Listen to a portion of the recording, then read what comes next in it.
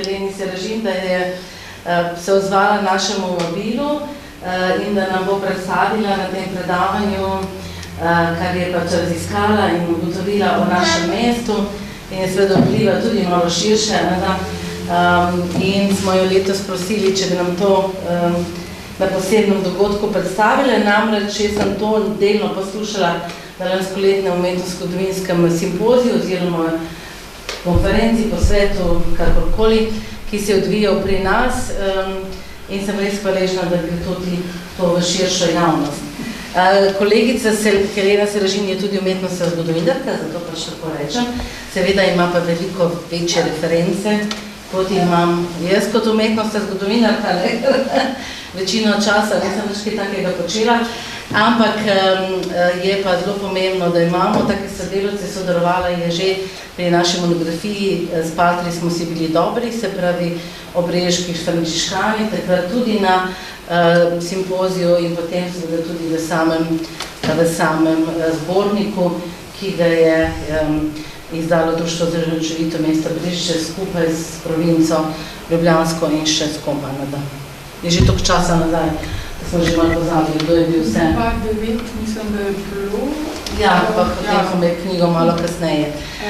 Tako da zdaj pa sem jo prosila, da če želi, lahko še samo o sebi kaj več pove, prihaja iz Umetnostno-zgodovinskega inštituta Franceta Steleta, z RCSZU iz Ljubljane in kaj ne rečem, dobrodošla, pa najbolje, da kar začnemo poslušati, ker je to bolj pomembno. Hvala.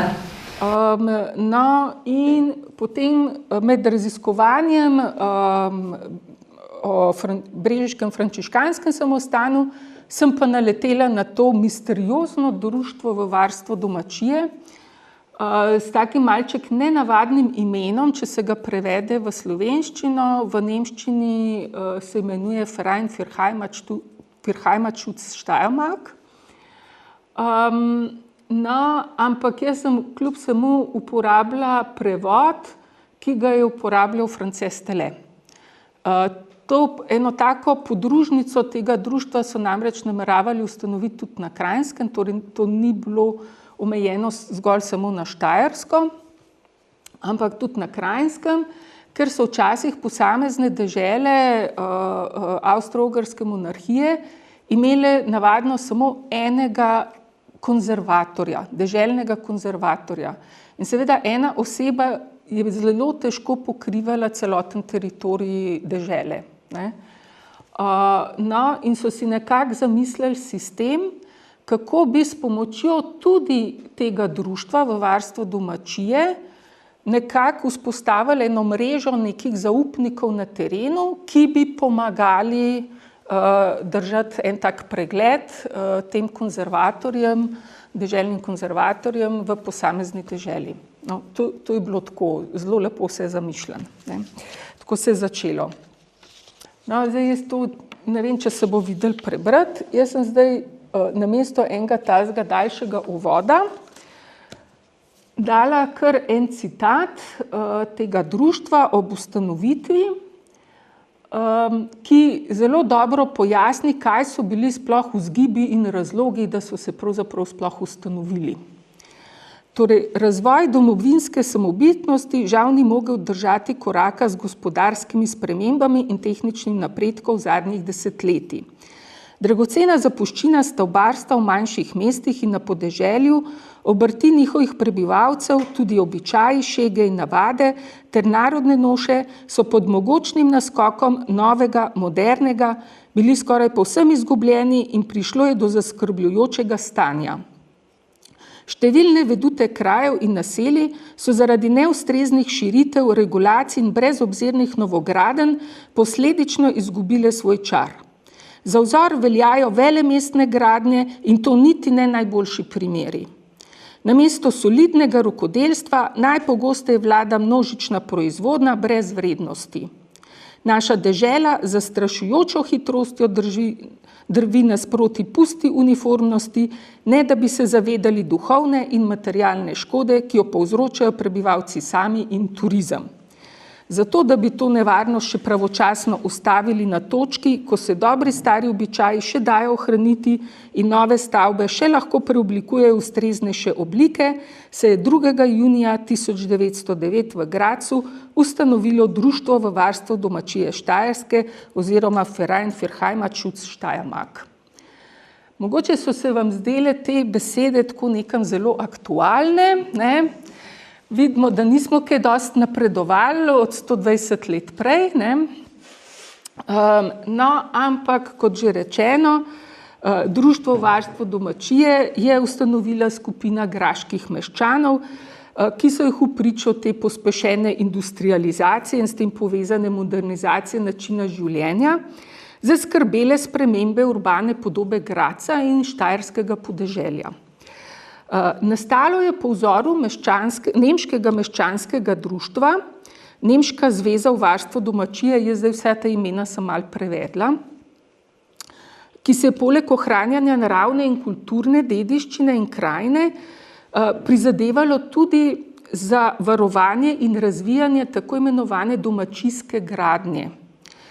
To je bil en tak poseben, recimo, domačijski slog arhitekturni, o katerem bom še malo v nadaljevanju malo več povedala, tako da si boste lažje predstavljali. Ampak hoteli so pa predvsem ozavestiti ljudi, da bi bila novo zgrajena arhitektura vedno oblikovana tako, da bi bila spoštljiva že do obstoječega urbanega tkiva, torej že do obstoječih stavb, kar je idealno, ne? O tem ves čas vsi razmišljamo, realizacija je pa malo slabša, a ne?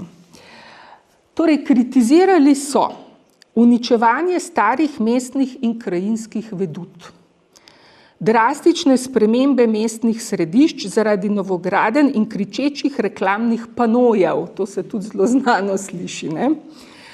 Nenadzorovane črne gradnje špekulantov, to se tudi zelo znano sliši, in nastajanje industrijskih con, kar tudi vsi zelo dobro poznamo, ne? Torej vidimo, da se nismo kam daleč premaknili. Med svoje najpomembnejše naloge so v tem društvu šteli predvsem torej osveščanje širše javnosti o pomenu in načinih varovanja kulturne krajine.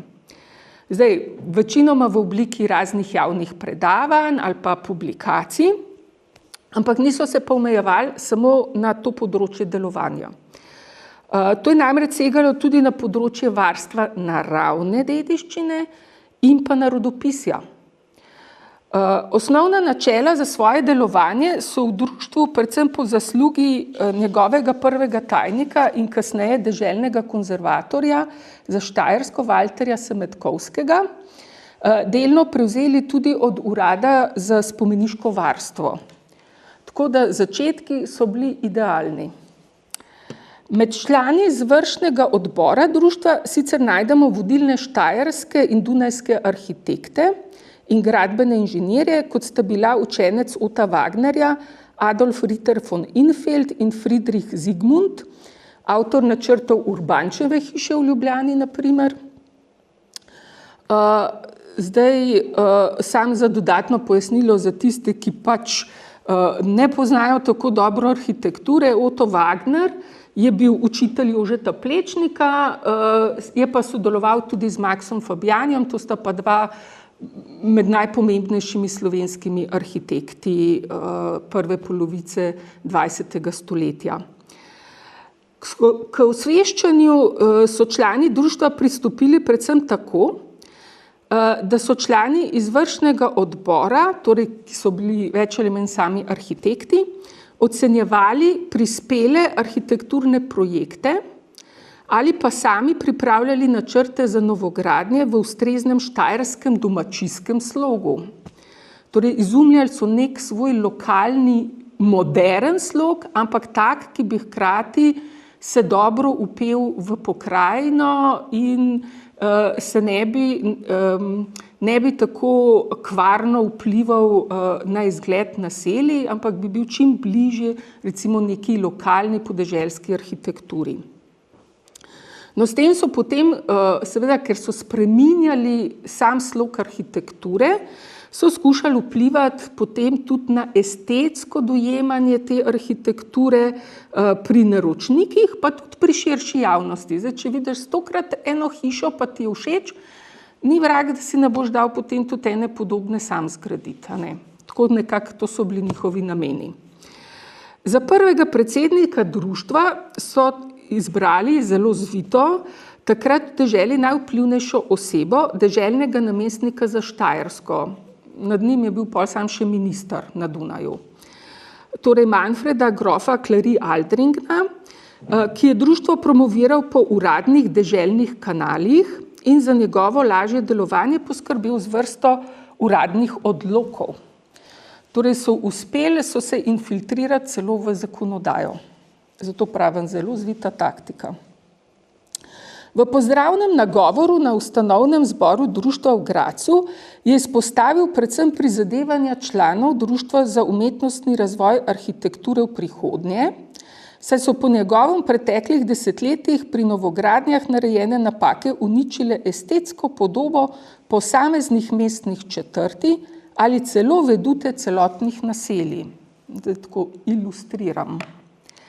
Kritiziral je predvsem preproste in neokusne šablonsko načrtovane tipizirane stavbe na eni, primer je na levi, kot tudi pretenciozne italijansko in nemško renesanso ali celo gotiko posnemajoče historistične stavbe, citiram, z vogalnimi pomoli, v katerih se človek še obrniti ne more in stolpiči, v katere se ne da povzpeti na drugi strani.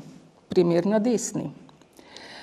Novi secesijski slog je bil tedaj res še zelo dokaj nov in prav tako ne po njegovem osebnem okusu, vendar je bil sodbo o primernosti novega stila v mestih pripravljen prepustiti strokovnjakom, medtem ko so se mu prav vsi našteti stili zdeli popolnoma neprimerni za štajersko podeželje.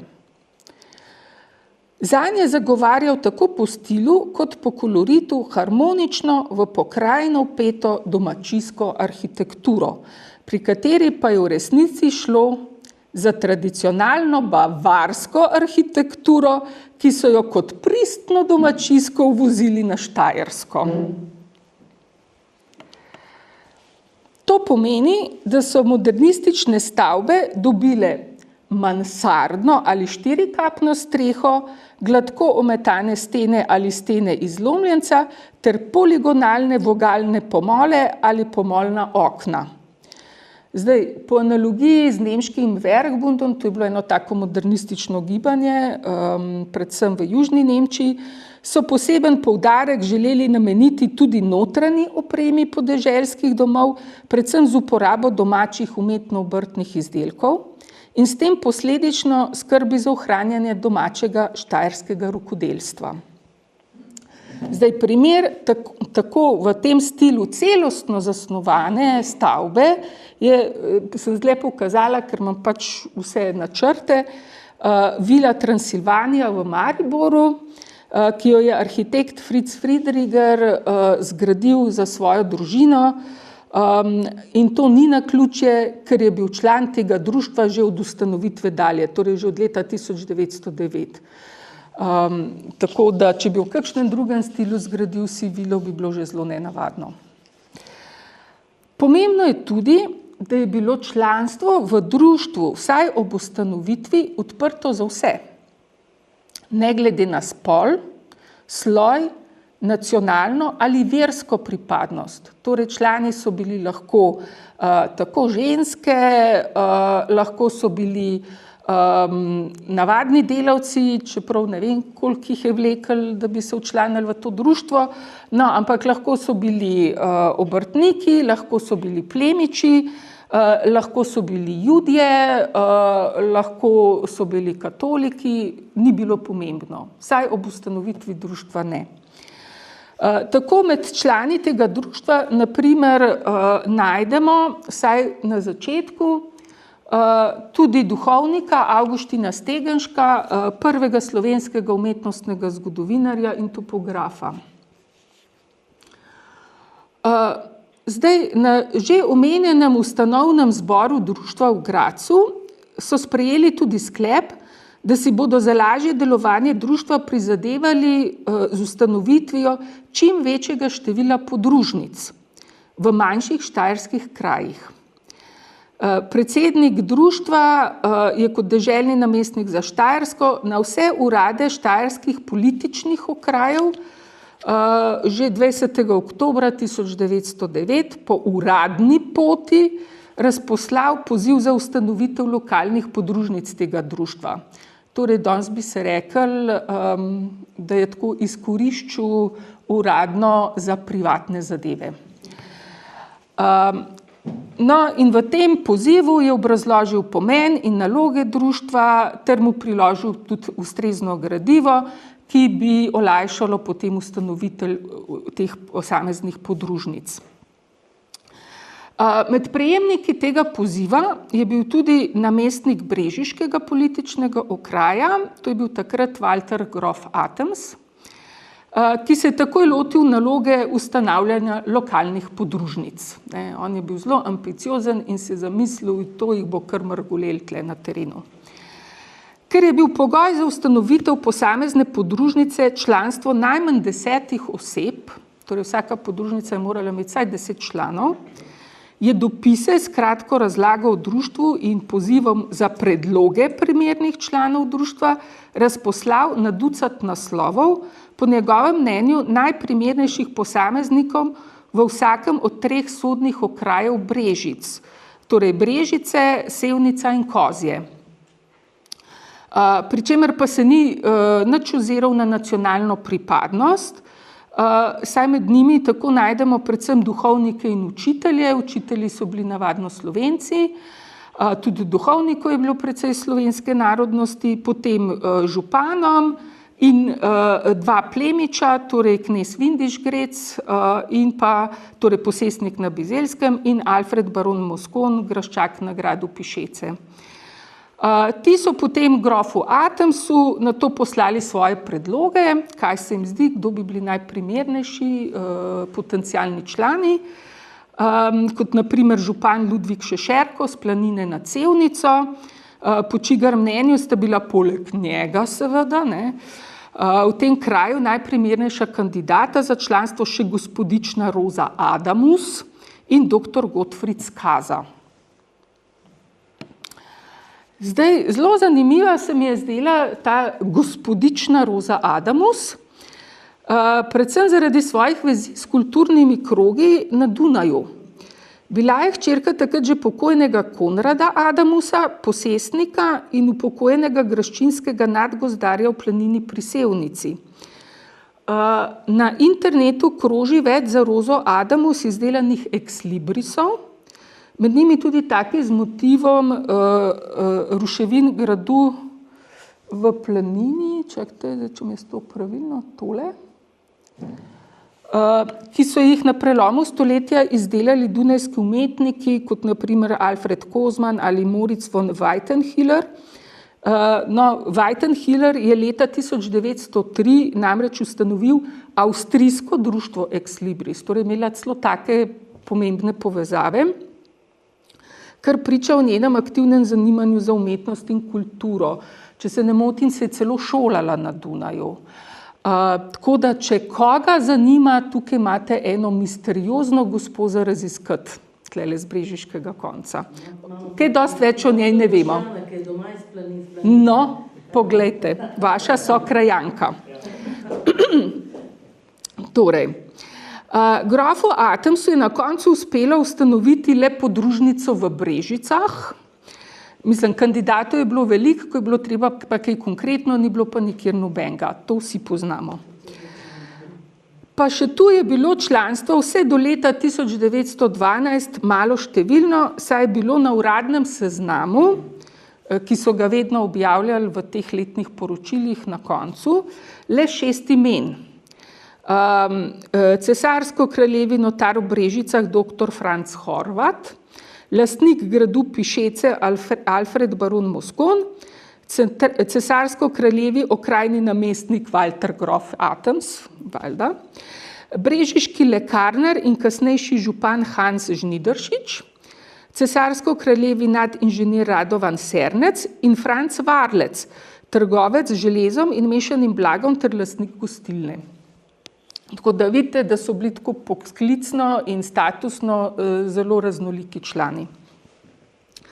V letu 1913 se je seznam članov brežiške podružnice podaljšal za kar 22 imen. Najprej ni bilo nič nikjer, pa kar naenkrat cela masa ljudi. Zdaj ne vem, a vas zanima, kdo so bili? Ja. Torej, skladiščnik piva Rudolf Biber, lastnik nepremičnin Johann Delcot, trgovec Delcot, trgovec z mešanim blagom, žganjar in izdelovalec mila Karel Delcot, župan in trgovec z lesom August Faleskini, mislim, da je bil celo župan, saj sem povedala, lastnik nepremičnin oziroma lesni trgovec in lastnik gostilne Adolf Gabrič starejši, tesarski mojster Adolf Gabrič mlajši, potem odvetnik dr. Hans Janeš, cesarsko-kraljevi okrajni zdravnik dr. Peter Jokič, cesarsko-kraljevi davčni pomočnik August Kasper, nadučitelj Franc Kresnik, cesarsko-kraljevi sodnik dr. Rudolf Kristel, veletrgovec Franc Matejis, potem knjigovodja podjetja Matejis, tega podjetja Kaspar Oder, očitno je bil kar tako po službeni dolžnosti včlanjen, frizer in brivec Gustav Pajdaš, trgovec Johan Pinkič, tajnik okrajnega zdravstvenega zavarovanja Emerich Braunzajc, nadinšpektor v Brežicah Ignac Prinkelmajer, hišni posestnik Karel Šic, pomočnik odvetnika Franc Svoboda, cesarsko-kraljevi okrajni komisar dr. Paul Terglav, cesarsko-kraljevi vodja zemljiške knjige Hans Vites Villefort in hišni posestnik Johann Cehner. Mogoče ste koga od teh celo kdaj že zanj slišali, jaz še nikoli, razen za Faleskinija. Prikelmajer. Počiva na brežiškem pokopališču. Kaj ta gospodična Adamus, tle je bil hotel Adamus v Brežicah.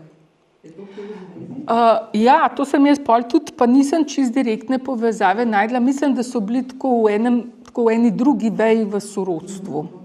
Ja. No, skokovica rast članstva sovpada z močnimi nacionalnimi trenji med nemško in slovensko skupnostjo v brežiškem kraju. V obdobju tik pred Prvo svetovno vojno in med njo je društvo tudi nasploh postalo izrazito pronemško usmerjeno in si še bolj kot prej prizadevalo ohranjati pristno nemško-štajersko kulturo. S tem so se tudi uresničile slutnje Avguština Stegenška, ki je že leta 1909, tole prav tale dopis kažem, ob povabilu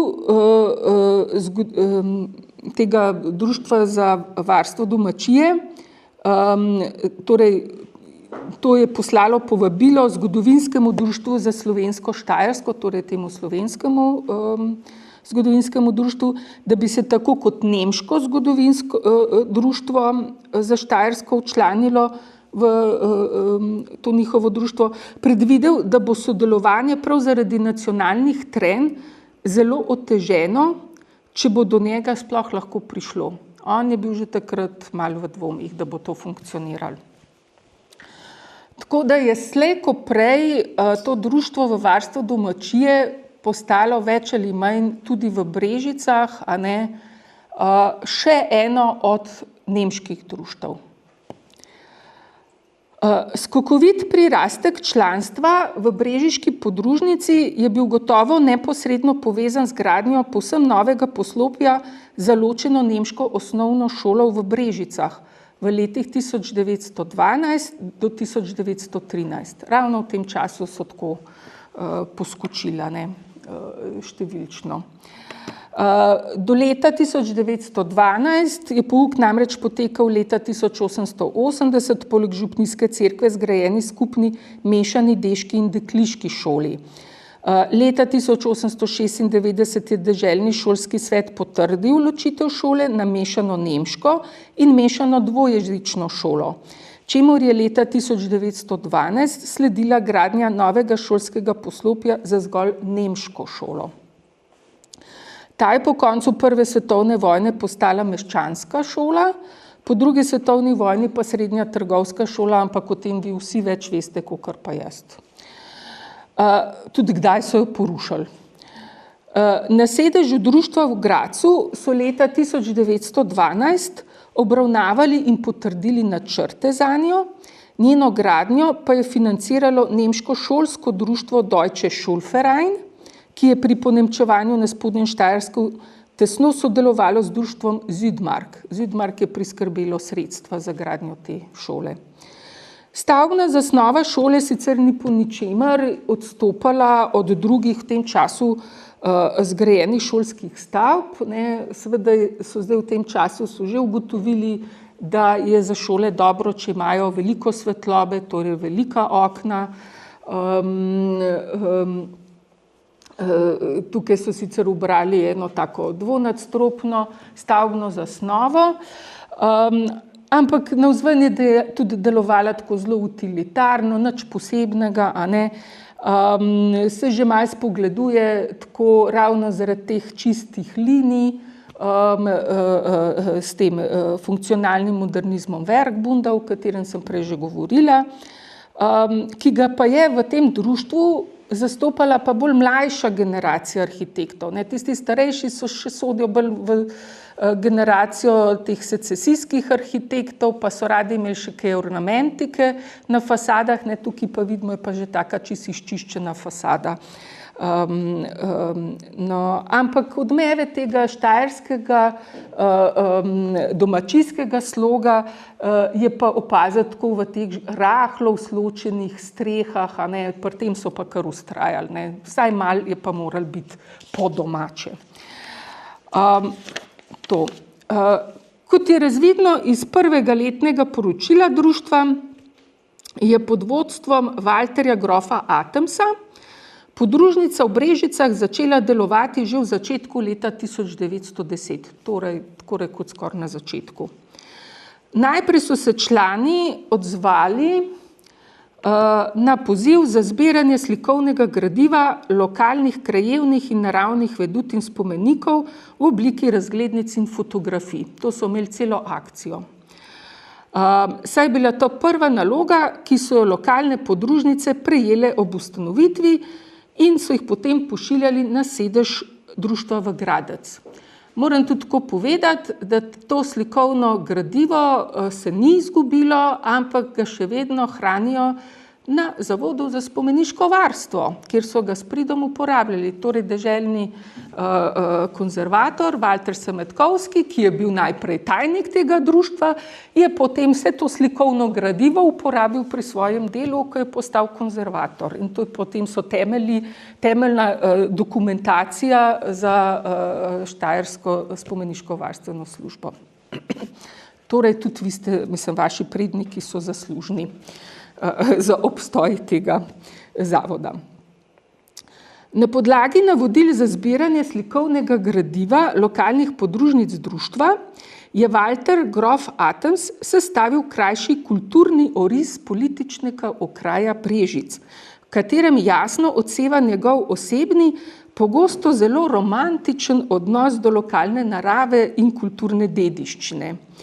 Ker gre z današnjega vidika za zelo zanimiv odmev iz vaše brežiške preteklosti, sem se potrudila in sem ga prevedla iz nemščine. Zdaj prosim, jaz nisem lingvist, tako prosim milostno, kako sem za to prevedla, sem se potrudila. Zdaj moram malo popitkati tole. Bo zabrati zdajle. Torej, od zdaj poslušate grofa Atemsa. Najprej je smiselno, da vržemo, če tudi le bežen pogled na geografske in etnografske razmere okraja, da spoznamo najširši okvir za naravne pojave in življenje ter dejavnosti prebivalcev.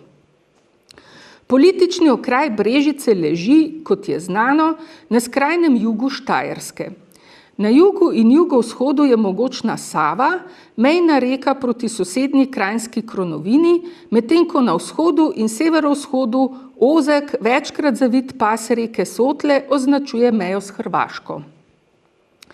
Medtem ko na desnem, Kranjskem bregu Save, vzdolž celotnega toka na meji političnega okraja Brežice, skoraj povsod blizu rečnega nabrežja stoji zid strmega hribovja, se na obeh straneh reke Sotle od njenega izliva do severnega dela občine Bizeljsko razteza precej široka ravnina.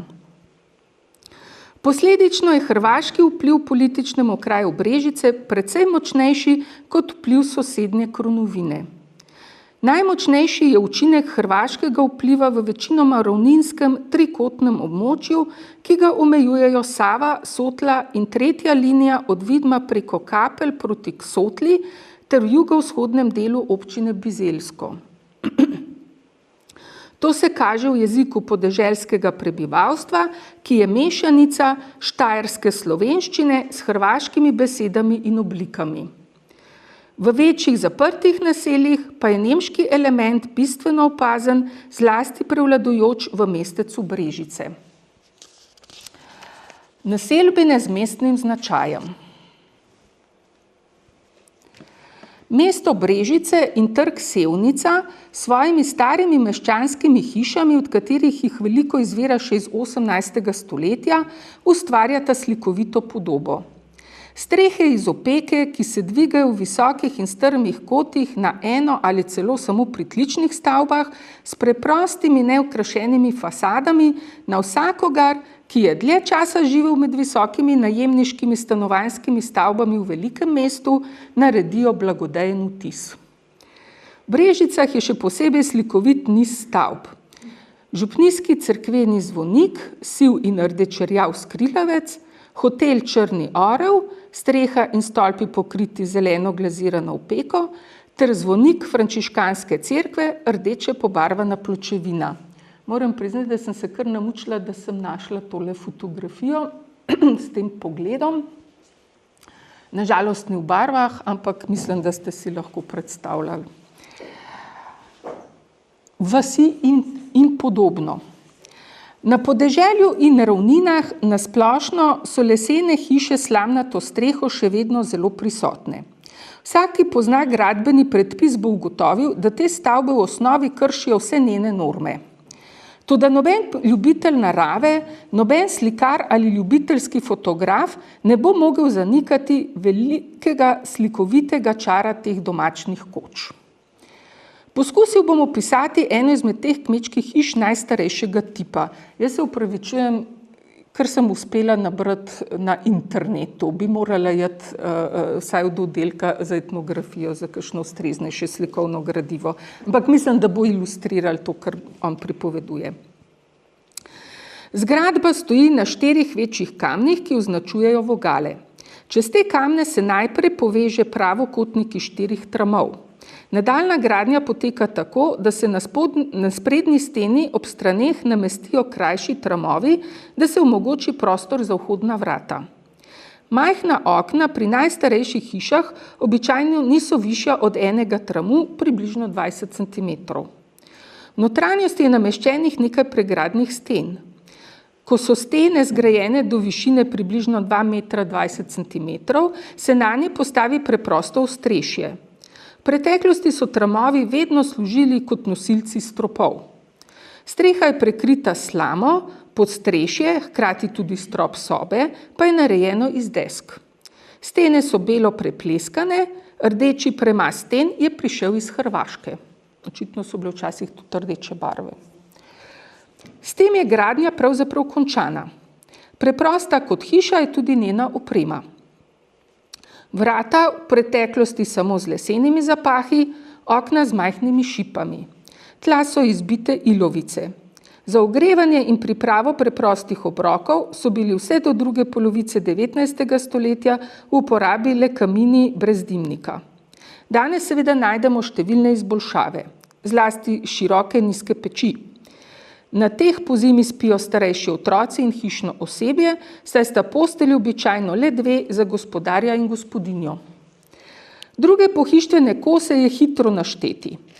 Preproste, grobo izdelane klopi, mize, morda tudi skrinjo, omar v preteklosti ni bilo. Kot okras sobe služijo svetniške podobe v kričečem oljnem tisku. Ostalo hišno posodje je skromno in enostavno. Le redko najdemo posebne predmete, kot so čuture, posode za vino, zanimivih oblik ali staro posodo iz barvanega porcelana, verjetno hrvaškega izvora. To domačijsko življenje patriarhalne preprostosti je seveda vse redkejše. Nova stanovanja so večinoma zgrajena povsem iz opeke, s prav tako opečnatimi strehami, imajo velika okna, kakovostna lesena tla, sodobne lončene peči in tako dalje. To je ta desni primer. A vendar se je prvotni značaj stanovanjskih hiš povsem izgubil. Te nove, čeprav brezhibno prikupne hiše, delujejo odbijajoče svojo hladno preprostostjo. Tukaj bi bilo na mestu poiskati nov gradbeni slog, ki ne bi motil podobe pokrajine.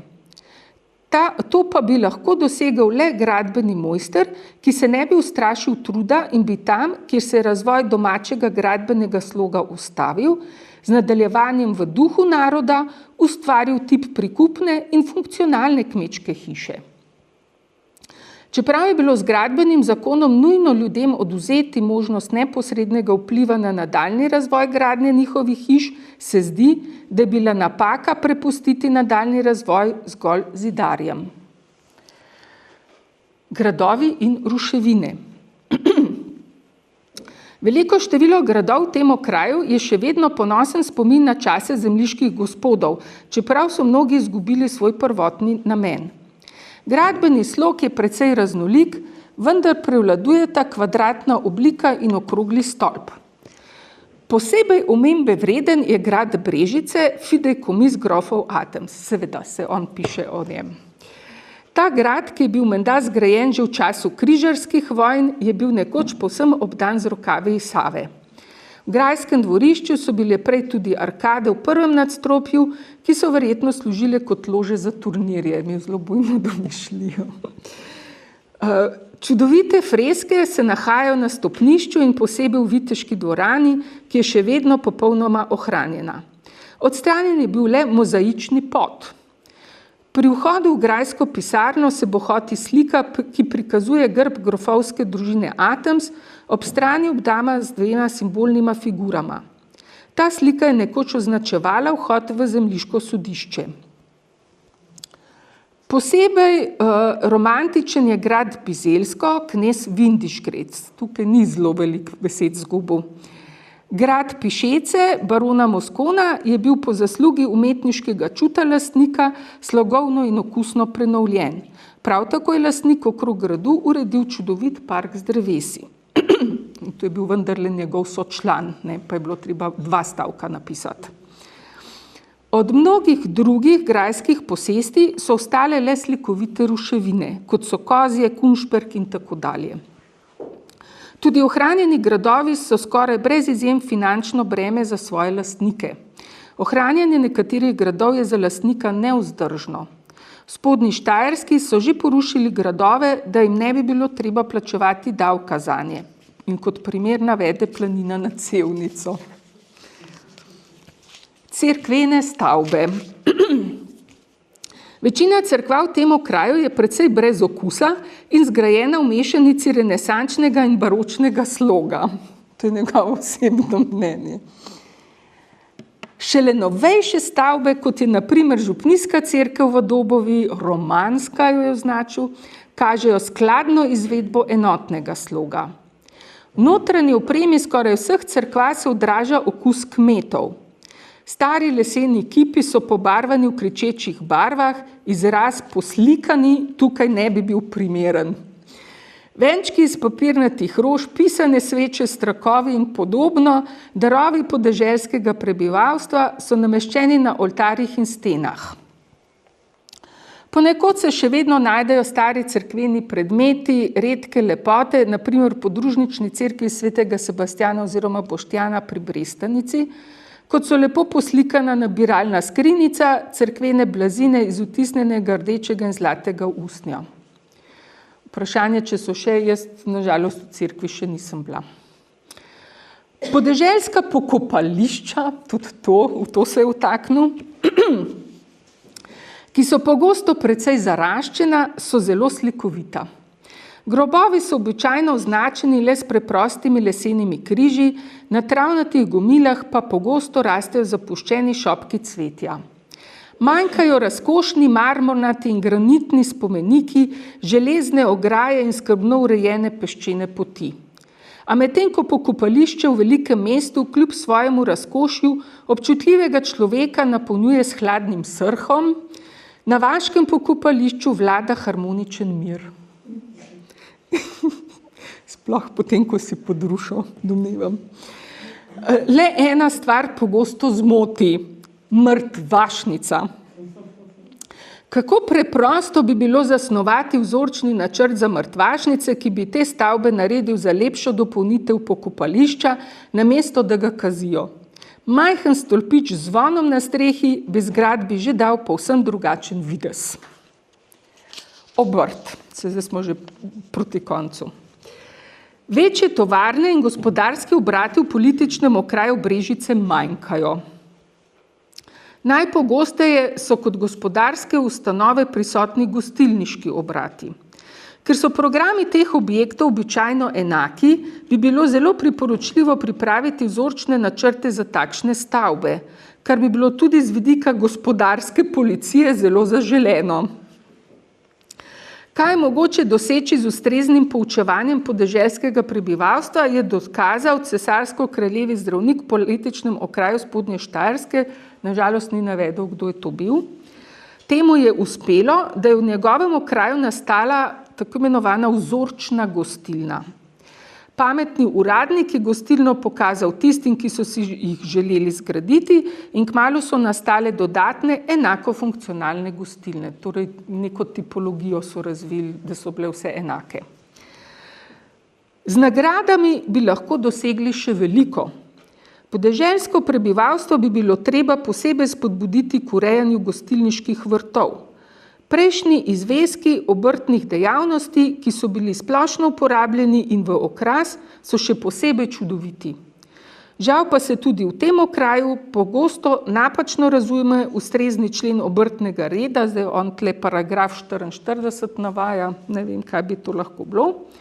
Tako pri novih stavbah prevečkrat izveske zamenjajo hladne in kričeče napisne table.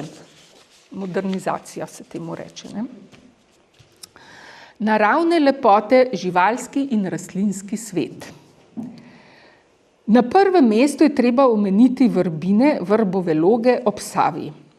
Čudovita divjina, pogosto skoraj neprehodna, prepredena z divjim hmeljem in robidami ter sestavljena iz vrb in jelš, presekana z leno tekočimi rokavi Save. Tle se pa čisto raznežil. Še posebej vrbine, ki se neposredno navezujejo na mesto Brežice, so pravi Eldorado za ptice pevke. Ob lepih spomladanskih večerjih tam lahko slišiš toliko slavčkov, kot jih verjetno ni nikjer drugje v Avstriji. Tudi redke vodne ptice, kot sta vodomec, tudi kot gnezdilka in čaplja, tam prebivajo. Res bi bila škoda, če te loge ne bi vsaj delno ohranili v sedanjem stanju. Divjad, ki je nekoč štela na stotine in naseljevala vrbine, je skoraj povsem iztrebljena, kot je bil sploh znani bogati živalski svet sodnega okraja Brežice pred nekaj leti uničen v kratkem času. Domnevam, da se nanaša na poplave. Blizu mesta Brežice, zdaj upam, da sem našla pravo sliko, se nahaja tudi lep hrastov gozd, imenovan hrastinca ali hrastinca, ne vem, kako se pravilno izgovori, hrastinca, ki je ponos pokrajine in priljubljen prostor za sprostitev. Tudi ta gost, fideikommis grofov Atoms, bi bilo nujno ohranjati. Kot edinstveno drevo v gozdovih tega okraja izstopa kostanj, ki bi si zaslužil posebno zaščito in širjenje. Prav tako bi bilo treba ceniti očarljivo divjo šipkovino. Ne vem, kaj mu je bila ta tako pri srcu. Jaz zdaj ne vem, koliko od te naravnih lepot tukaj v okolici Brežice še preživelo. Jaz upam, da jih imate še veliko, nič več, kaj dost žalost. Tist kozovc, vidiš? Ja? Tam je bila tovarna potem. Pohištva, ja. Že vidi se pa že tale bolnišnica. Pokopališče. A ja, pokopališče tudi. Aha, ja. To, kjer je še, ne? Ja, ja. Ja, bolnica pa že, ja. Imamo mi to razglednico? Ne. Ne, to da bi se spomnila. Ja. Ne, mislim, s tem gozdom, pa res, kot ti gozdna še imate? To sem nekje z interneta pobrala. Ja, to smo še nismo še, ne, še videla. Ne. Kaj? Ne v tem obsegu. Ne v tem obsegu, da se to gozda vidi, ja, da je to hrastince, ja. Pardon, prosti. Ja, ne, sej. Zdaj smo že pri ljudskih nošah. Stare ljudske noše so skoraj povsem izginile. Le na območju župnije Dobova nekatere ženske in dekleta še vedno nosijo staro narodno nošo, sicer je običajno rumena ruta edini spomin nanjo, ki izrazito izstopa v primerjavi s polmestno obleko. Moški praviloma nosijo bolj ali manj mestno obleko. Na žalost se kmetje predvsem oskrbujejo pri prodajalcih, ki ženskam dostavljajo blago v kričečih barvah z grdimi vzorci in čevlje z visokimi francoskimi strašljivimi petami. Vse seveda v slabši kakovosti. Glasba. Manjka nacionalni glasbeni instrument. Tamburica, instrument podoben kitari, je iz nekaterih krajev na Hrvaškem.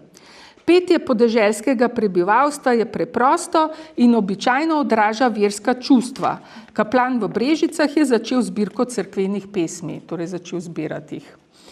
Nazadnje poročam, da je v okraju že uspelo zainteresirati več ljudi za društvo, ki nameravajo k njemu pristopiti. Ustanovitev krajevnih skupin za zdaj ni bila obravnavana zaradi nacionalnih nasprotij. To je celo on potem poročal. Obljubljeni so bili fotografski posnetki, ki bodo sledili kot slikovne priloge. No in potem so seveda res te fotografije in razglednice pošiljali. Se upravičujem, zdaj moram pa malo popiti po vsem tem branju. Torej, Brežiška podružnica pa ima v delovanju tega društva v varstvu domačije prav posebno mesto, saj so načrti za novo šolsko stavbo v razpršeni hribovski vasici Dobrova nad Brezjem pri Dovškem v sevniškem šolskem okraju, ki jih je okrajni namestnik grof Atoms, ki je bil hkrati tudi predsednik okrajnih šolskih svetov v Brežicah, Kozjem in Sevnici, je bila sploh kakšna funkcija, ki jo ni imel. Že kmalu po ustanovitvi društva leta 1909 jo v presojo posredoval deželnemu namestniku za Štajersko, torej predsedniku tega društva, te predloge za te načrte. Tako kot en deluje skoraj malo preveč prizadeven član. Ne. Prav ti načrti pa so bili bržkone povod za sistemsko uredbo nadzora nad estetsko podobo šol na Štajerskem. Bili so namreč prvi načrti za šolsko stavbo, ki jih je društvo dobilo v presojo. Ker so šole bile vrsta stavb pod državnim in deželnim nadzorom, so prav pri tem stavbnem tipu člani društva, predvsem pa njegov predsednik, videli največ možnosti za izvajanje tako imenovanega estetskega izobraževanja tako naročnikov, torej članov krajevnih šolskih svetov, kot tudi lokalnih stavbnih mojstrov, ki bi morali potem te šole zgraditi. Ne? In potem bi se postopoma vsi naučili uporabljati oziroma graditi v tem novem štajerskem deželnem slogu. Zdaj, Štajerski deželni šolski svet je 20. novembra 1909, torej le nekaj mesecev po ustanovitvi društva in po prejetju tega načrta, sprejel odlok, da morajo krajevni šolski sveti pred izdelavo končnih gradbenih načrtov za šolske stavbe preko okrajnih deželnemu šolskemu svetu posredovati idejne načrte najprej, ta pa jih bo v presojo posredoval društvu v varstvo domačije, kar je bilo zelo nenavadno, ker to ni bila državna ali pa neka uradna inštitucija. Na podlagi izkušenj izvajanja tega odloka v prvih mesecih naslednjega leta je Štajerski deželni šolski svet že po pol leta, torej aprila 1910, sprejel še dopolnilo tega odloka, ki je odrejalo, da mora biti društvo vabljeno obvezno tudi v komisijo krajevnega šolskega sveta, že v fazi izbire gradbene parcele in v fazi priprave stavbnega programa, da bi lahko še pravočasno ukrepalo. Včasih so že vnaprej že zbrali vse gradbeni material, parcelo, so že začeli kopati, ker so bili prepričani, da bo pač ta idejni načrt požegnan, in da se bojo potem lahko samo še lotili gradnje.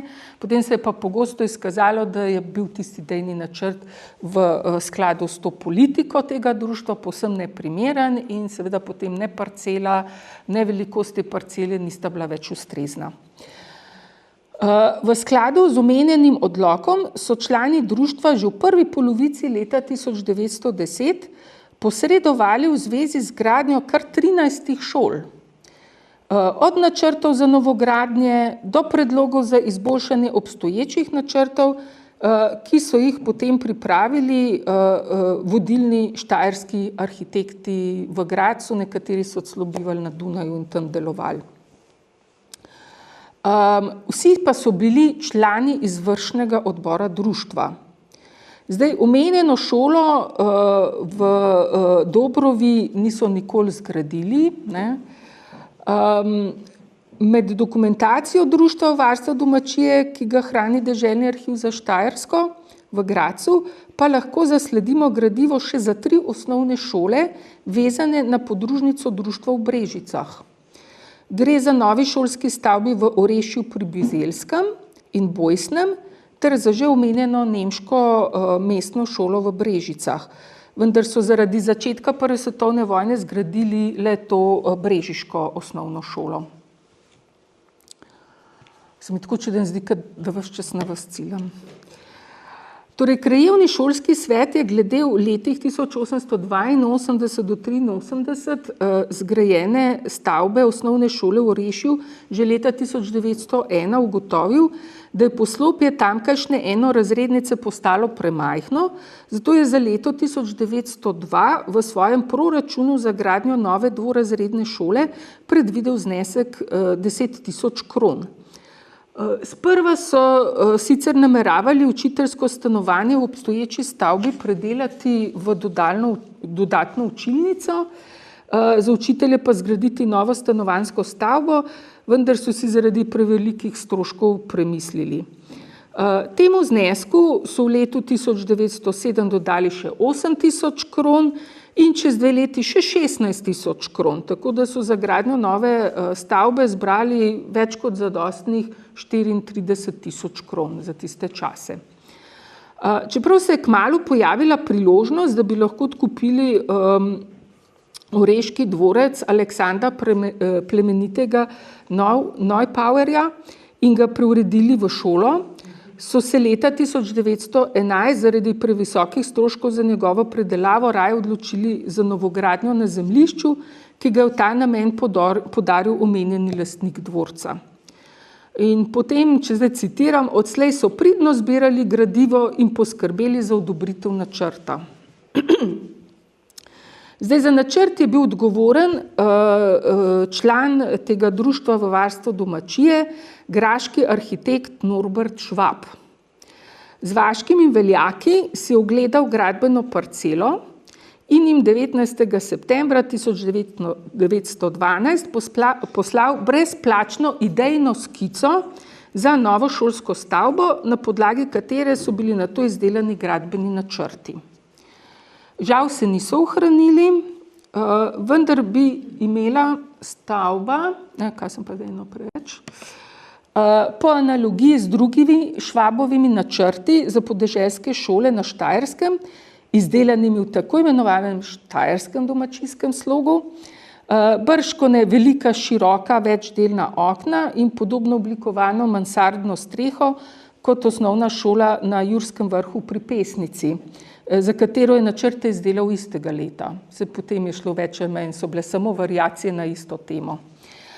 Kljub končanim pripravam na gradnjo pa nova osnovna šola v Orešju nikoli ni bila zgrajena, kot ste lahko tudi sami videli, saj to preprečil začetek Prve svetovne vojne. Norbert Švab je leta 1913 narisal idejne načrte še za eno osnovno šolo v brežiškem šolskem okraju, za novo šolo na Bojsnem. Čeprav tudi te niso nikoli zgradili, je njen primer zanimiv zato, ker osvetljuje dva vidika delovanja društva. Prvi je profesionalnost vodstva na sedežu v Grazu, saj so skladno z državno zakonodajo in delovanjem državnih uradov obravnavali tudi dopise, ki niso bili napisani samo v nemškem jeziku. Člani krajevnega šolskega sveta na Bojsnem so namreč vse dopise poslane v Gradec napisali v slovenščini, odgovori arhitekta Švaba pa so prišli v nemščini. To sem zdaj poudarila zato, ker sem med pregledovanjem gradiva v Zgodovinskem arhivu Celje, kjer hranijo gradivo za to društvo za Brežice, naletela pogosto na pritožbe Slovencev, da njihovih vlog oziroma tudi osebnih razgovorov v slovenščini na uradih v Brežicah sploh niso hoteli obravnavati in so se delali, da nič ne razumejo, da morajo govoriti po nemško. Čeprav to po zakonu sploh ni veljalo. Po zakonu bi morali tudi v slovenščini. Zdaj, koliko je zdaj grof Atems gladil te stvari, to je tudi malo videti, tako da čist 100% nasproten proti Slovencem, vsaj z teh dokumentacij ni bil videti, kako je bilo pa to je zdaj na papirju, kako je pa to v praksi izgledalo, pa težko presodam. Drugi vidik pa razkriva, da je pod izdelavo načrtov člane Graške centrale v resnici treba razumeti le pripravo idejne skice projekta, ki je, če se jim je z naročniki uspelo dogovoriti za ustrezno plačilo, sledila tudi priprava podrobnih načrtov za stavbo, torej gradbenih načrtov, kar kaže na to, da je bilo za graške arhitekte in gradbene inženirje članstvo v društvu tudi finančno ugodno, ker je ponujalo priložnost za pridobivanje dodatnih naročil in s tem zaslužka v številnih krajih štajerskega podeželja. Torej, idejne skice so poslali, potem so morali pa lokalni gradbeni mojstri pripraviti ustrezno gradbeno dokumentacijo. Ni bilo nič drugače, kar je danes. Zdaj, povsem nove izzive je članom ne le lokalne podružnice društva, temveč tudi sedeža v Grazu, prinesel uničujoči brežiški potres 29. januarja 1917. V tem primeru so se člani društva namreč znašli pred problemom nadomestne gradnje v historičnem jedru mesta, ki je pomembno vplivala na podobo celotnega kraja.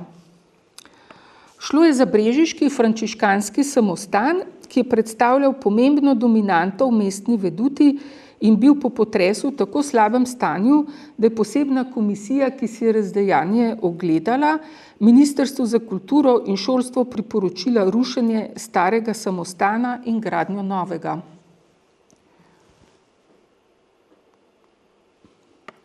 Načrte za nova samostanska poslopja in popravilo cerkve so frančiškani zaupali arhitektu Valentinu Scagnetiju, mestnemu stavbeniku, takrat že iz Ljubljane, prej bil še iz Krškega, ki je že leta 1905 samostansko cerkev oblekel v pilastrsko členjeno novo klasicistično fasado. Mislim, da se malček vidi, to je njegovo delo.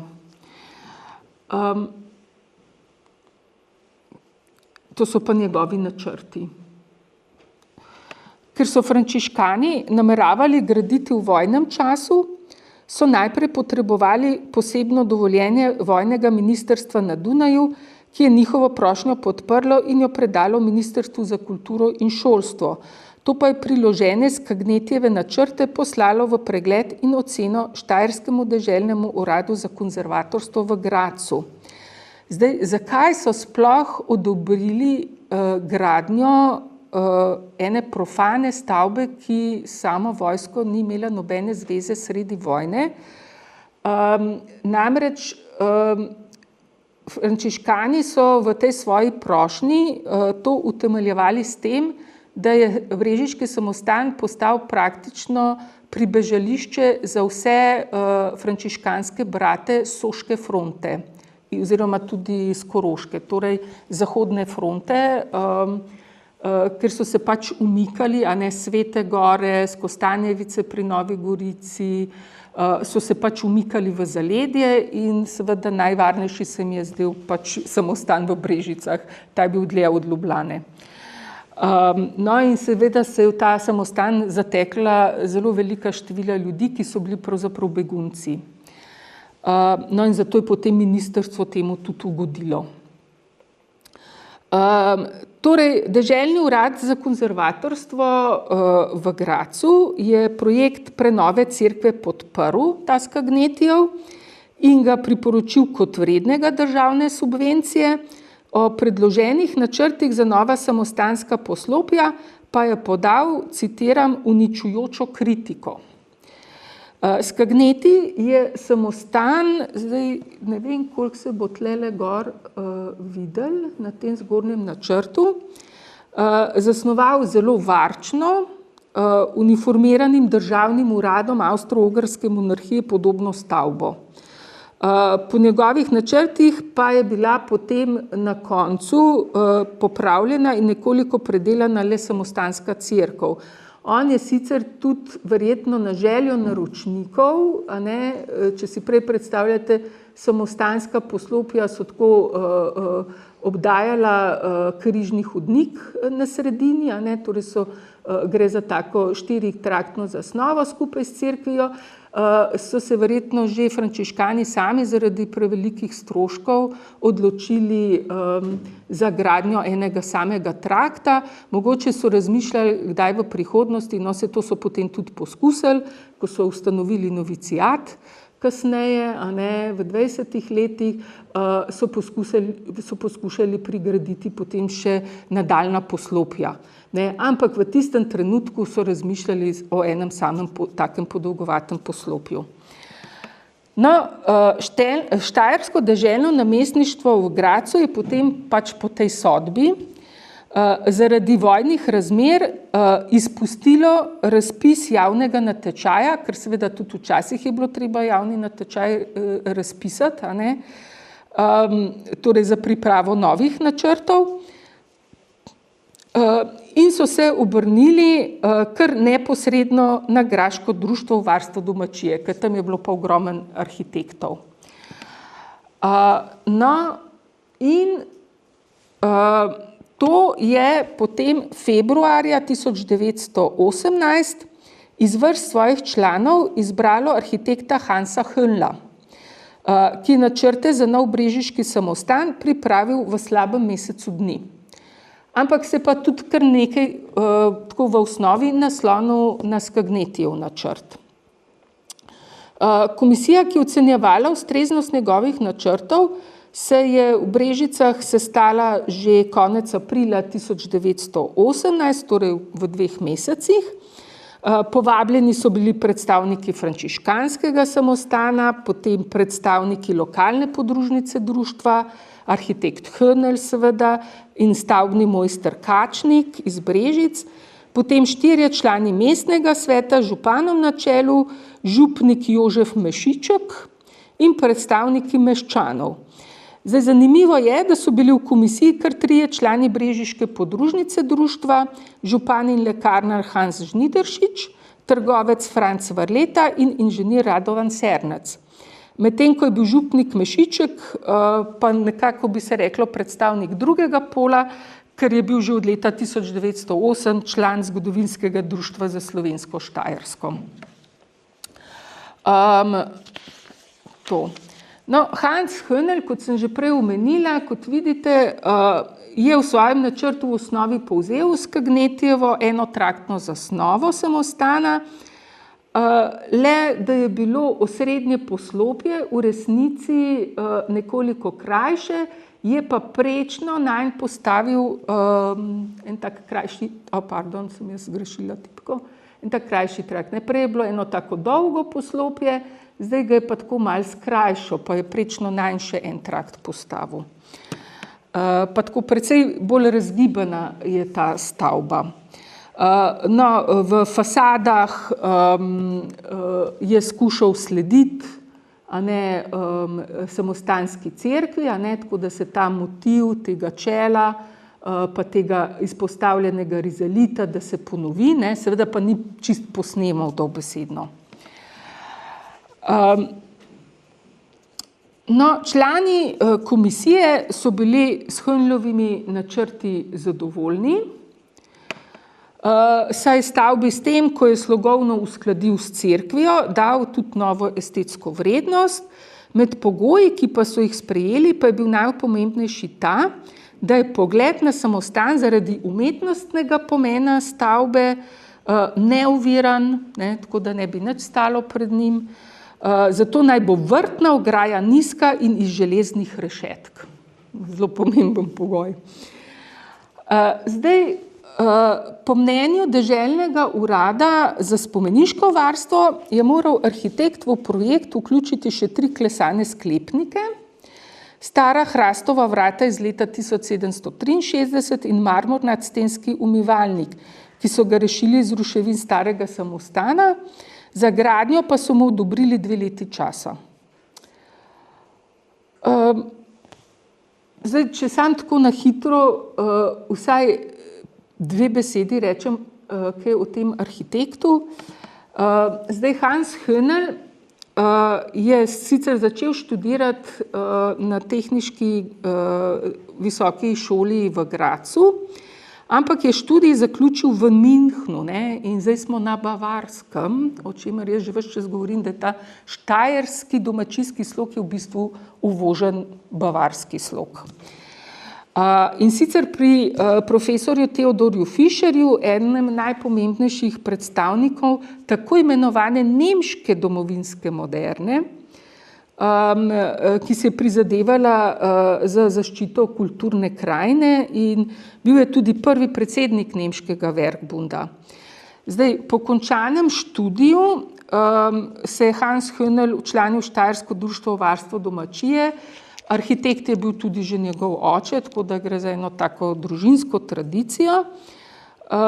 Njegovi projekti pa obsegajo od takih bolj konzervativno, historistično naravnane arhitekture, kot je tale na desni, ki je čist povsem v skladu s štajerskim domačijskim slogom zgrajena, s temi vogalnimi pomoli, s to mansardno streho, ampak s takimi dokaj neokrašenimi stenami, zelo reducirano, do druge skrajnosti, kot vidimo že malček kasneje, ki pa čisto sledi temu mednarodnemu modernističnemu gibanju. Ta hiša je vzorčen primer graškega, tako imenovanega graškega Werkbunda.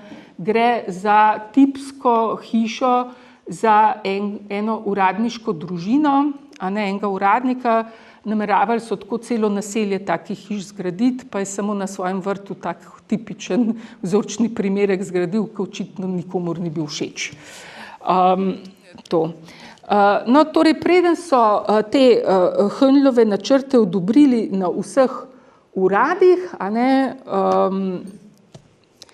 je pa 1. novembra 1918, nazadnje smo govorili, tista komisija se je sestala aprila 1918, 1. novembra 1918 general Rudolf Meister prevzame poveljstvo nad Mariborom in vso spodnjo Štajersko. vključno z Brežicami, kar je pomenilo izgubo državne subvencije za gradnjo novega samostana.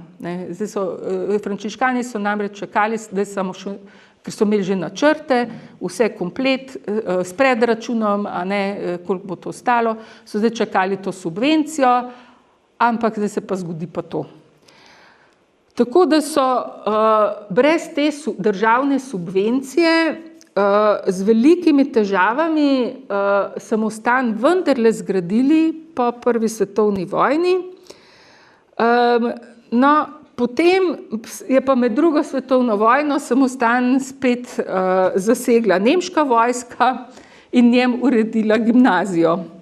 Ob tem so podarili, mislim, da tam nekako med letoma 42-43 so podarili tudi cerkveno ladjo, tako da je preživela v gimnaziji kot del knjižnice, če se ne motim, če še knjižnica tam, samo prezbiterij pa škapulirska kapela.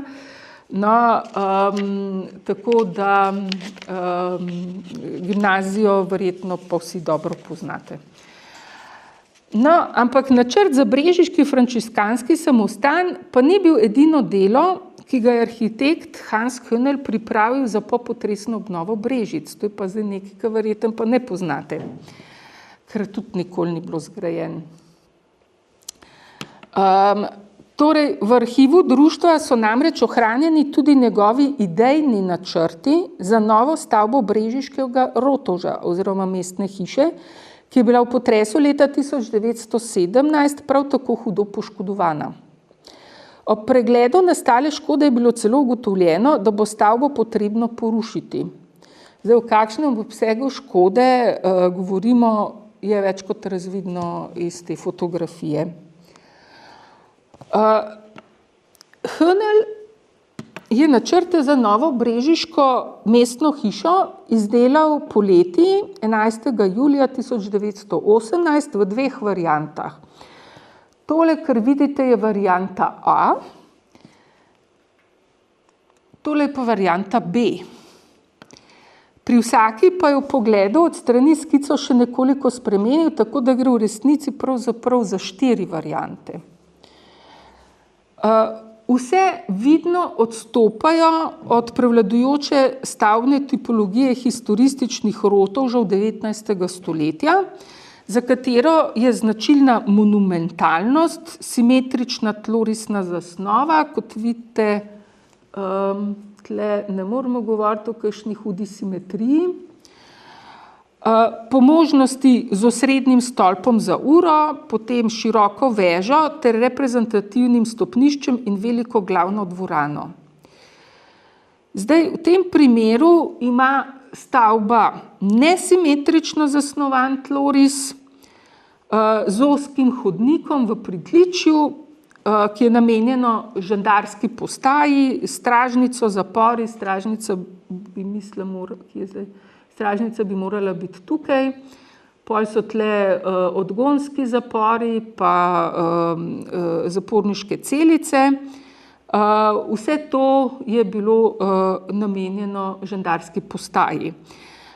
No, v nadstropju pa je hodnik, potem pridete stopnišča potem do raznih uradov, in pa županove sobe, sedaj on je moral imeti najlepšo s tistim pomolnim erkerjem oziroma tem vogalnim pomolom, da se lahko ogledal na obe strani ulice, tako, kaj se dogaja v mestu. Je imel lep razgled nad celotnim centrom mesta. Zdaj, če je ta fasada, če ta varianta A, če se še kar spogleduje s tem tako imenovanim štajerskim domačijskim slogom, ta velika okna s polknicami oziroma z vergbundom, sploh ta široka, tle pri tej drugi varianti, ta zelo široka okna, to je prav značilno za arhitekturo nemškega vergbunda, ampak ta erker imajo pa vsi, vse variante. Potem je pri varianti B, ne, bržkone v skladu z naročnikovimi željami, šel bolj nemško smer. Ne, namreč ta stopničasti zatrep s to simetrično v glavno os postavljeno uro, ne, se namreč zgleduje po zasnovah bavarskih renesančnih mestnih hiš. Kot je recimo tale v Landshutu, no, ampak so pa nekaj podobnega, pa tudi že konec 19. stoletja najdemo take primere, tudi že na Štajerskem. Zdaj sem našla pač tole v Hartbergu. Zdaj, v tem navideznem odstopanju, ne, od načel društva, ne, kot sem povedala na začetku, člani društva so si prizadevali za gradnjo v štajerskem domačijskem slogu, nasprotovali pa so v gradnji v tako imenovanih nacionalnih slogih, ne, torej nemških ali pa kot imate primer, ne, recimo vašega vodovodnega stolpa. Temu so v bistvu nasprotovali, ampak očitno lahko v tem, ker glede na to, kako dodelana je bila ta varianta, ta risba v primerjavi z drugimi, ne, da gre tukaj očitno za tisto končno verzijo, ki jo je arhitekt želel posredovati v Brežice. No, in v tem naslonu na te neposredne vzore tako imenovanih nemških nacionalnih slogov lahko vidimo predvsem boj te nemške narodnosti tukaj v Brežicah, a ne, za prevlado. Kar v bistvu lahko razumemo tudi v oblikovanju tega vodovodnega stolpa.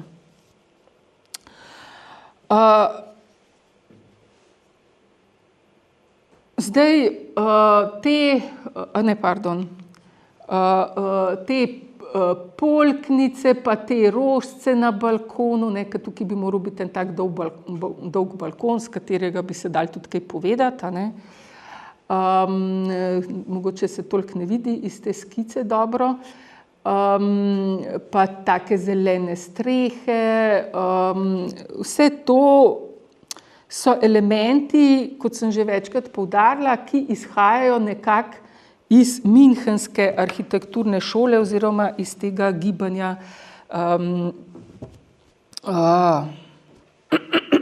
Werkbund, ki jih je Höhnl seveda pobral od svojega profesorja, a ne, na münchenski arhitekturni šoli, torej Theodorja Fischerja. Ne, zdaj, kako so si recimo dejansko predstavljali gradnjo enih podeželskih hiš, tukaj tudi na Štajerskem, si mogoče lahko predstavljate, a ne, tukaj pri teh vrstnih hišah za zidarje v Münchnu, ki jih je tudi načrtoval Theodor Fischer, vidite, obvezne te polknice, mansardna streha, samo še rožce na polknih, mislim, na oknih manjkajo. Tako da, kot že rečeno, a ne, jaz sklepam, da glede na to dodelanost te skice, a ne, ki je podobno dodelana kot tista Höhnlova končna skica tudi za frančiškanski samostan, a ne, da je bila tole končna verzija, kako bi bila mestna hiša v Brežicah zgrajena, če bi bila zgrajena. Zdaj vprašanje, zakaj te idejne skice za brežiški Rotovž nikoli niso bile poslane z Gradca, ostaja odprto. Te dokumentacije, kakšnih teh sej občinskega sveta, na žalost, oziroma tega okrajnega sveta, nisem našla. Zdaj, te skice so vendarle bile tako narejene že 5 mesecev pred tisto Maistrovo zasedbo, ne, torej se še ni zgodil ta prevrat. Torej bi bilo še dovolj zgodaj, da bi lahko arhitekt te načrte poslal mestni upravi, ampak izgleda, da je naročnik, torej mestni svet, od naročila ali odstopil, ne, ker so se raje obnočili za več kot očitno za obnovo stare mestne hiše. Možno, da tudi zato, ker prvič so bile izredne razmere, še vedno je bila vojna, drugič pa je vlada finančno pomoč potem v letu 18 že začela zmanjševati, a ne. In morda ne bi bilo dovolj financ, ne, da bi zgradili povsem novo stavbo. Ne vem, to samo domnevam. Zdaj, kot sem že prej pokazala, zdaj ti Hönlovi načrti ne odstopajo toliko od njegovih skoraj sočasnih stavb, a ne, tako slogovno.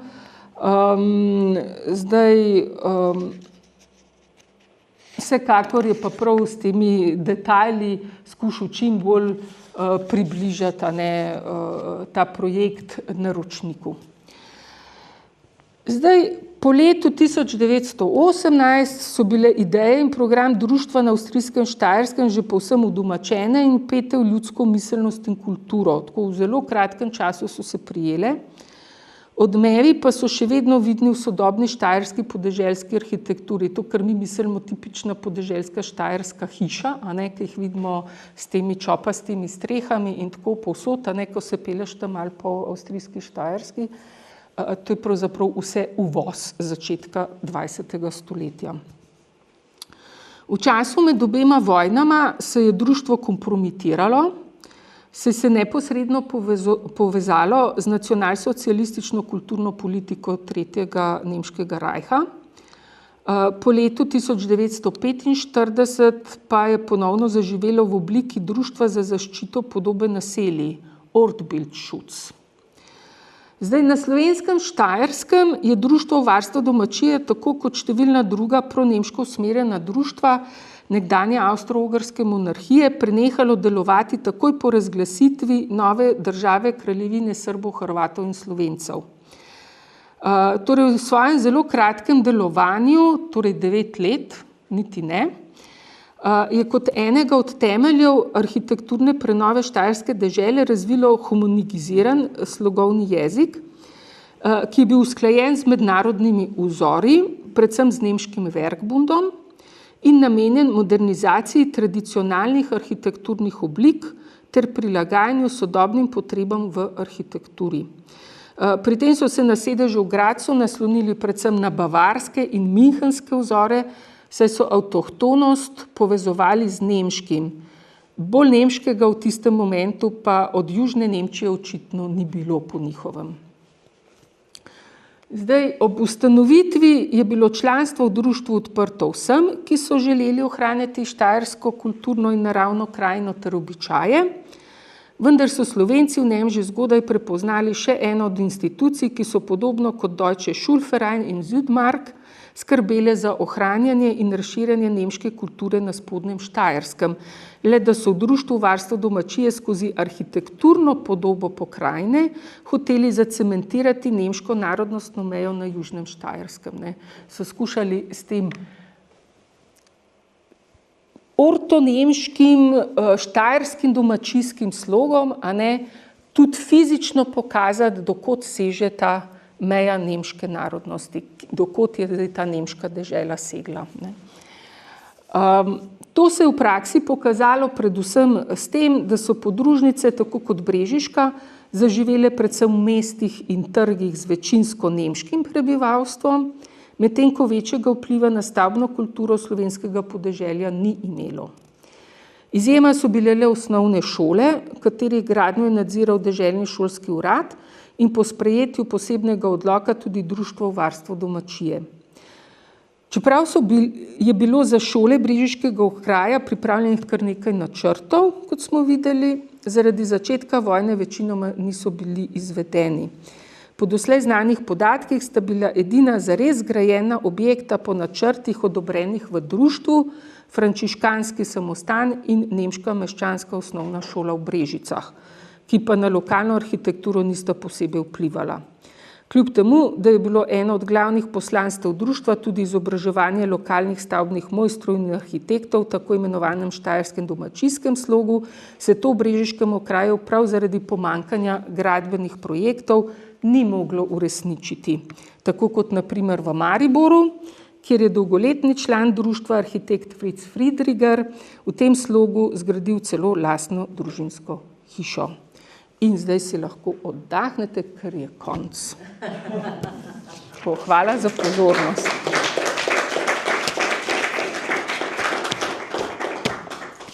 Jaz upam, da je bilo zanimivo.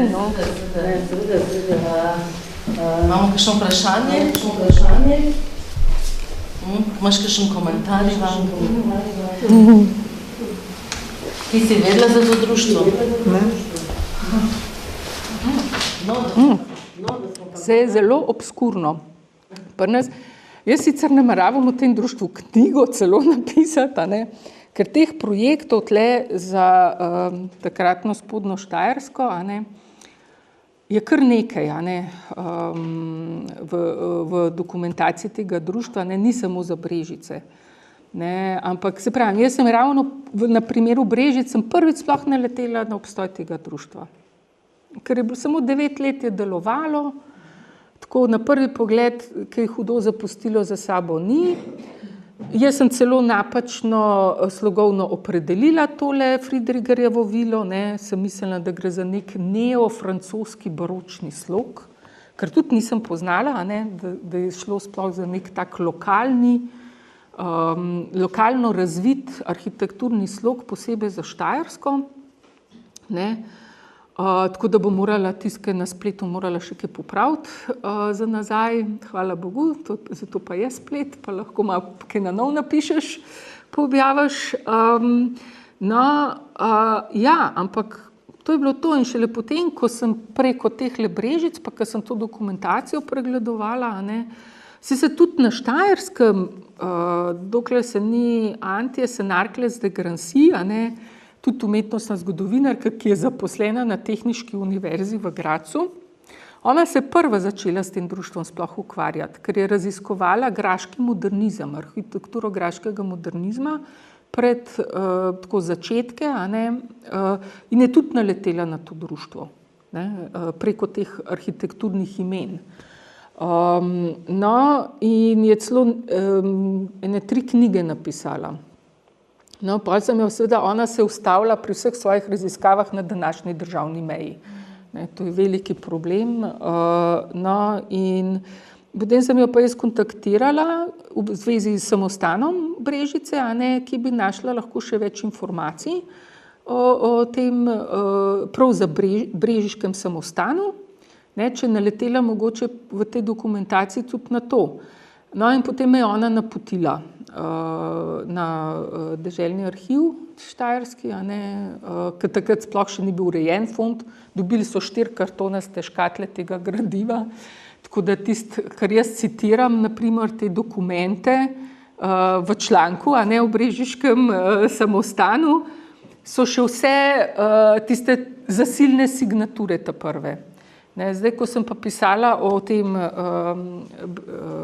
brežiški podružnici za Festschrift od Mete Ciglenečki, ki je izšel lansko leto, sem morala pa zdaj še enkrat gor in zdaj vse prevesti, te signature v te nove signature. Ampak sem pa ugotovila, da je pa tega gradiva še kar nekaj in da bi že zaradi tega, da se pravilno sploh slogovno opredeli ta arhitektura, ker jo je bilo realizirane, kot naprimer smo videli to osnovno šolo, tam v Jurskem vrhu, da bi bilo pa dobro to pogledati. Ker recimo Fritz Friedriger je pošiljal tudi take načrte v pregled. To ni šlo zdaj samo za stanovanjske hiše ali pa osnovne šole. On je poslal v pregled tudi načrte za transformatorske postaje, te hišice, transformatorske hišice, če je ustrezno. Torej tudi industrijsko arhitekturo, tudi v to so se vtaknili. Tako da, Ampak za stolpa nisi našla več? Ne, za stolp zaenkrat nisem našla, ampak se to je tista, ker, kot že rečeno, ta podoba, oblikovna podoba stolpa ni bila v skladu z idejami tega društva. Oni so ravno temu nasprotovali. To je zelo nenavadno. V tem času, ne, 19. Ja. Načrt imamo z 10, 11, do tega pač nimamo. Ja. Ker se praktično v istem času se gradi, kakor se gradi tale šola v Brežicah. Ne? In bi bilo zelo nenavadno, da ne bi bilo, ampak jaz zaenkrat v tej dokumentaciji stolpa nisem našla. Ne? Mogoče so vedeli, da ga boš, da ga ne pošljajo, ker ne bi bil odobren. Ne vem, nekdo drug je moral to mogoče delati. Ampak lahko se pa še najde, ne bom nič rekla. Ne? Če najdem, boste ta prvi, kot te zvedali. To vem še od lanskega simpozija, da je to zelo pomembna reč. Ja, zanima nas, ne, to pač. Načeloma smo se trudili, ampak vedno se še kaj najde, ne. Ja. Dobro, še kakšna stvar? In kaj se vam zdi dobrega od tega društva za Brežice? Dobrega za Brežice, konkretno.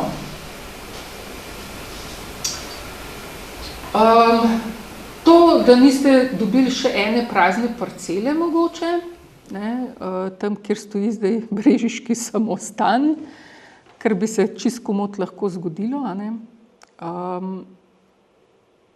Mogoče to. Drugače pa mogoče vsaj začetki enega zavedanja, čeprav vprašanje, koliko zdaj teh ljudi, ki sem jih jaz naštela, ki so bili člani društva, a ne, je potem po prvi svetovni vojni dejansko ostalo tukaj v Brežicah. To vi boljš veste od mene, ne?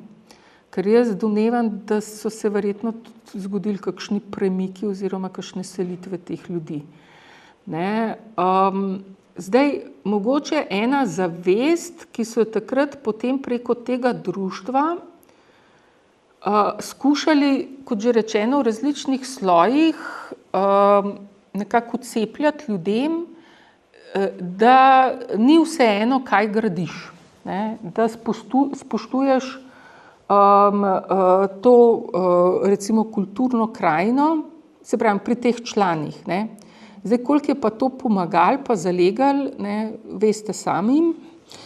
Jaz vem, da zdaj, ko sem se peljala v Brežice, so mi zelo v oči padle vse te silne reklamne table tam po teh travnikih, ki bi jih po mojem oni dali pod najnujnejšo točko dnevnega reda na ta prvem sestanku, odstranitev teh reklamnih tabel. Ne. Ja, zdaj, koliko časa je potem to tudi držalo, a ne, to v ljudeh mogoče malo tale zavest težko presodim. Ne. Le nisem toliko doma tudi v brežiški zgodovini, a ne, moram priznati, sem se vedno malo omejila na te raziskave svoje.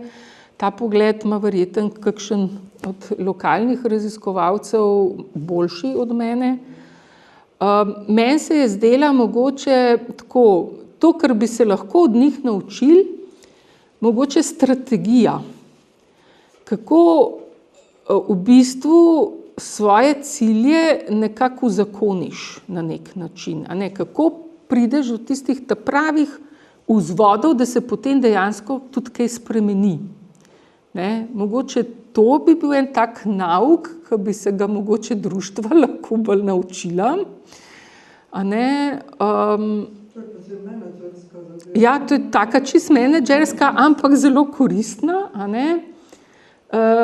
Ker ima potem seveda širše posledice. Ne? Ni omejena potem samo na društvo, ampak potem res lahko kaj dosežeš. Ne? Ker tako seveda se organiziramo v raznih civilnih iniciativah za ohranitev Plečnikovega stadiona in podobno, a ne? Kjer se borimo, a ne? Po pravnih poteh, na različne načine, da pošiljamo take uradne dopise na Ministrstvo zoper kulturo, na Ministrstvo za okolje in prostor in podobno. A ne? Ja. Pa skušamo tako pol kaj doseči, pa je že izgledalo, da je že ratalo, a ne? Pa so spet najdeli eno luknjo, pa bomo spet začeli od začetka. Ne? Tako da, ja, moj telefon po mojem tamle zvoni, ker sem ga dala na brnenje, ne na čist na tih. Tako da, ja, ne, jaz sem tako pomislila, da mogoče to zdaj s tem svojim štajerskim domačijskim slogom so veliko škode naredili tudi na Štajerskem, ker so v bistvu omejevali ustvarjalno svobodo avstrijskim arhitektom, a ne, med obema vojnama in še dolgo časa tudi po, mislim, ta vloga oziroma ta vpliv tega društva, čeprav se je potem drugače imenovalo, se je zelo dolgo držal, ne, na Štajerskem, v 60. leta. Imeli so popoln nadzor nad arhitekturno produkcijo, tudi če ni šlo več za ta štajerski domačijski slog, a ne, to so počasi prerasli, potem, ker je bil preveč kar naenkrat povezan z nacionalsocializmom, a ne. No, ampak tudi potem, ko so gradili sodobno arhitekturo, a ne, modernistično, po vojni, tako kot drugod po svetu, a ne, se je gradilo, tudi takrat so v bistvu imeli še vedno kontrolo nad odobritvijo projektov. To je nekako kar ostalo v tej deželni vladi. Mislim, in tega so se rešili šele pred, ne vem, 20 leti približno, ali pa 30 leti. Ne.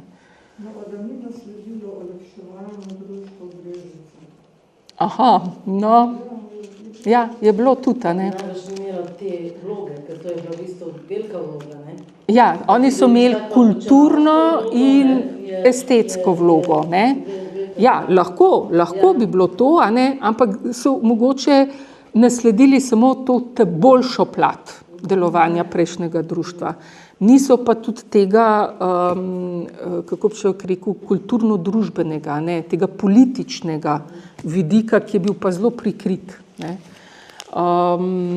Ja, ne, ker največ tega so uspeli namreč pozidati ravno tam okrog Šentilja, ne. Na tistem koncu so bili najbolj aktivni, ne, tudi to društvo Züdmark, pa tole Schulverein in to, tam jim je celo uspelo v tistem zelo kratkem času 9 let največ zgraditi, največ realizirati, ne, teh objektov, okolica Maribora in to. Zato sem rekla, ne, da tam je čisto drugače izgledalo, kakor tukaj, ne. Tukaj na srečo tudi niso imeli veliko denarja, ne. Če ne bi bilo malo več tehle šol, mislim, na srečo, na žalost, ne, kakorkoli se vzame, potem se pa tako prva svetovna vojna začela, ki je pa vse pol prekinila, ne. Tako da vprašanje, kaj bi bilo, a ne, tukaj, no, ampak saj to so pa pol same špekulacije, ne, mislim, Dobro, najlepša hvala. Zdaj imamo še malo čaj, pa še piškotek. Ja. Jaz pa eno skromno delice še oddam hvala. V našem imenu. Res hvala lepa. Hvala. In upam, da še kdaj te odnese do Brežic, ne? Pa da, ja, sej, nikoli se ne ve. Da v bistvu še najdemo kakšne stvari, ja, jih potem lahko seveda tudi vedno se tudi krije. Ja. Tako da, ja. Hvala lepa, gremo zdaj še na kakšno